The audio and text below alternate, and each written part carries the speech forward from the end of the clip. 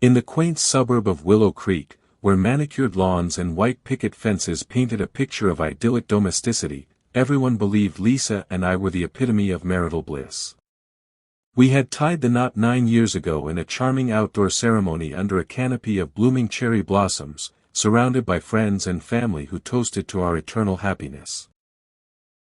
I was a sturdy man in my mid-30s with kind hazel eyes and a perpetual 5 o'clock shadow, working tirelessly as a logistics supervisor at the local warehouse. My shifts often stretched into the evening, but I never complained. "It's for our future," I'd say with a warm smile, my calloused hands evidence of my dedication. Lisa, on the other hand, was the vibrant counterpart to my steadfast reliability. With her cascading auburn hair, infectious laugh, and a wardrobe full of trendy outfits, she turned heads wherever she went. At 32, she had dabbled in various pursuits, a brief stint as a graphic designer, a few months running a small Etsy shop for handmade jewelry, but nothing stuck. "I'm still figuring out my passion," she'd tell me over dinner, her eyes drifting to her phone screen. I, ever the supportive husband, nodded encouragingly. "Take all the time you need, honey. I've got us covered." Our social media feeds were a curated gallery of perfection, sun-kissed selfies from weekend hikes, cozy movie nights with popcorn spilling over the couch, and annual barbecues where Lisa would cling to my arm, squeezing my hand as if to declare to the world, "This is mine, and I'm proud." Neighbors whispered enviously about our bond. "They're like a Hallmark movie come to life," Mrs. Jenkins from next door would say while watering her roses. But beneath the glossy facade, cracks were forming, invisible to the outside world but festering in the quiet moments of our home. It began subtly, about a year ago. Lisa started complaining more often about feeling lost and unfulfilled. She'd stare out the window during breakfast, her coffee growing cold as she scrolled through Instagram, envying the glamorous lives of influencers and old college friends who seemed to have it all. I, sensing her unrest, suggested therapy or a hobby class. "Maybe painting? You used to love that." But Lisa brushed it off. "I just need space to think," she'd reply, her tone sharper than intended. What I didn't know was that Lisa had already found her escape, not in self-reflection, but in the arms of someone else. His name was Alex, a charismatic marketing executive she met at a local coffee shop during one of her errand runs. Alex was everything I wasn't. Spontaneous, adventurous, with a flashy car and stories of weekend getaways to exotic places. Their first conversation was innocent, a shared laugh over a spilled latte, but it quickly escalated. Texts turned flirtatious, lunches became clandestine, and soon, Lisa was fabricating excuses to slip away. "I joined a book club," she announced one evening, waving a paperback she'd picked up at the library. I beamed, proud of her initiative. "That's great. Which book?" But Lisa's answers were vague, and the meetings stretched longer each week. She'd return home with flushed cheeks and a distant gaze, claiming exhaustion from deep discussions. I felt a nagging doubt, like a pebble in my shoe, but I pushed it aside. Trust was the foundation of our marriage, or so I'd always believed. My parents had been together for 40 years, weathering storms through communication and faith. Marriage isn't always easy, my father had advised on our wedding day. But you stick it out. As the months wore on, the signs multiplied. Lisa's phone became a guarded treasure, password protected, and always face down. She'd laugh at messages during dinner, dismissing them as work stuff despite not having a job. Intimacy dwindled, her touches felt obligatory, her kisses perfunctory. I compensated by working even harder, picking up overtime to surprise her with little gifts, a necklace here, a spa voucher there. But the spark in her eyes had faded, replaced by a restlessness I couldn't soothe. One crisp autumn evening, I decided to turn things around. I left work early, stopping at the florist for a bouquet of her favorite lilies, their petals soft and fragrant. Tonight, we'll reconnect, I thought, imagining a candlelit dinner and honest conversation. Pulling into the driveway, my heart sank. Lisa's car was absent, though she'd texted earlier, "Home all night, love you." The house greeted me with eerie silence, the only sound the hum of the refrigerator. I placed the flowers on the counter, their stems trembling slightly in my grasp, mirroring the unease churning in my gut. Pacing the kitchen, I tried calling her. Voicemail. A text, "Where are you?" No response. That's when my phone vibrated with an incoming message from an unknown number.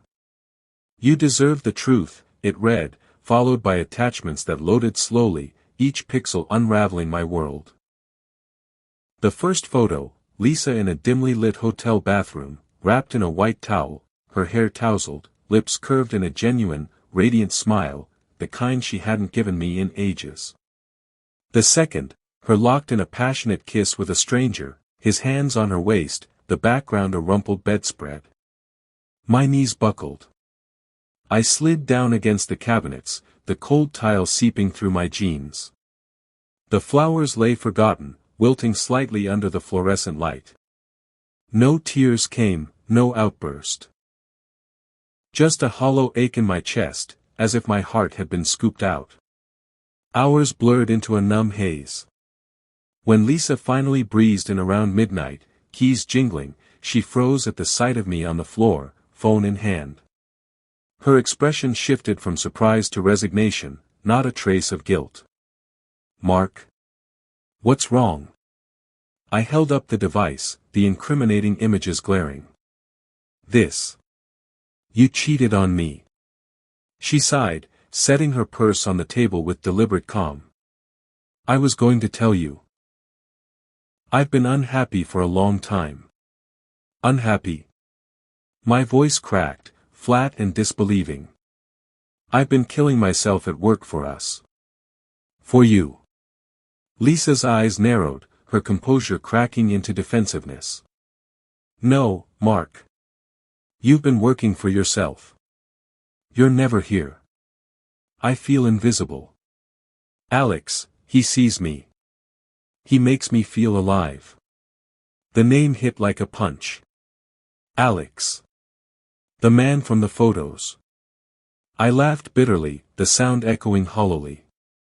"So that's it? You lie, sneak around, and blame me?" The argument escalated into a whirlwind of accusations. Lisa painted me as controlling, obsessed with routine, stifling her dreams. I countered with reminders of my sacrifices, the vacations postponed, the savings depleted for her explorations. By dawn, the air was thick with unresolved pain. Lisa packed a bag and left for a friend's house, promising to return for the rest later. In the days that followed, Lisa took to social media with a vengeance. Posts poured out. Cryptic quotes about choosing yourself, selfies with captions like "escaping toxicity feels like freedom," and stories of her brave decision to leave a loveless marriage. Her narrative spread like wildfire. Friends rallied around her, commenting hearts and empowerment emojis. Old acquaintances messaged support, "You're so strong." Even strangers chimed in, her story going viral on platforms where tales of self-discovery resonated. Sponsors from lifestyle brands reached out, offering collaborations for her journey. I, meanwhile, retreated into silence. I didn't counter her claims online, didn't air our dirty laundry. Instead, I channeled my anguish into quiet resolve. Sleepless nights were spent sifting through our shared digital history. I discovered forgotten browser tabs on our laptop, hotel booking confirmations, flirty emails synced from her phone. Screenshots piled up. Messages where Lisa mocked my predictability, "He's like a robot, always working," voice notes giggling about her double life, "He buys every excuse." Bank statements revealed charges for lingerie and dinners I hadn't shared. Dates aligned perfectly with her book club absences. Friends urged me to fight back publicly. Don't let her ruin your reputation, my buddy Tom said over beers. But I shook my head. The truth will come out when it matters. The divorce proceedings loomed like a storm cloud. Lisa strutted into the courthouse in a sharp blazer, flanked by her lawyer, exuding confidence. She anticipated a sympathetic judge, perhaps alimony to fund her new life. I arrived alone, carrying a thick folder, my face etched with quiet determination. As the hearing unfolded, Lisa's attorney spun a tale of emotional neglect and incompatibility. Then it was my turn. I rose, handed the evidence to the judge. A meticulously organized binder of printouts, timestamps, and affidavits. The courtroom hushed as the judge reviewed it aloud, excerpts of Lisa's messages admitting she stayed for financial security, why leave when he pays everything, photos timestamped during supposed girls' nights, even a hotel receipt with Alex's name. Lisa's poise shattered. Her cheeks flushed crimson, eyes darting to the exit.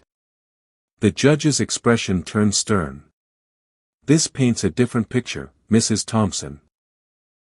No alimony was awarded, assets were split fairly, but Lisa's claims of victimhood crumbled under scrutiny. Outside, reporters swarmed, drawn by the viral drama. Lisa hurried away, shielding her face. I paused, facing the cameras. I didn't lose my wife today, I said evenly, my voice steady for the first time in months.